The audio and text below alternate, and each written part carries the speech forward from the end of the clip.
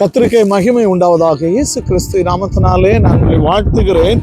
இந்த நான் செய்திக்கு ஆதாரமாக நீதிமொழிகள் 2ஆம் அதிகாரம் 10வது வசனம் 11, ஞானம் உன் இருதயத்தில் பிரவேசித்து அறிவு உன் ஆத்துமாவுக்கு இன்பமாய் இருக்கும் போது நல் யோசனை உன்னை காப்பாற்றும், புத்தி உன்னை பாதுகாக்கும்.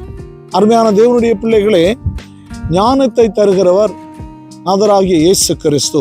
அந்த ஞானத்தை அவர் தரும்போது அவருடைய சமூகத்தில் இருந்து காத்திருந்து நாம் பெற்றுக்கொள்ள மறந்து போகக்கூடாது. இந்த நாள் பிள்ளைகளாகிய நீங்கள் உயர் படிப்புக்கென்று காத்திருக்கிறீர்களா? படித்து கொண்டிருக்கிறீர்களா? கர்த்தர் நீங்கள் ஞானத்தை பெற்று வாழ வேண்டும் என்று விரும்புகிறார். நல் யோசனை உன்னை காப்பாற்றும். நல் யோசனைகளை பெரியவர்களிடத்திலிருந்து, போதக பிதாக்களிடமிருந்து பெற்றுக்கொள்ள நாம் மறந்து போகக்கூடாது. அப்படி அதை நாம் ஃபாலோ பண்ணி ஞானத்தின் பிள்ளைகளாக வாழ்வோம் என்றால் அது உங்களை காப்பாற்றும் தேவன் உங்களை அதிகமாய் ஆசீர்வதித்து காப்பாற்றுவாராக. ஆமென். அல்லேலூயா.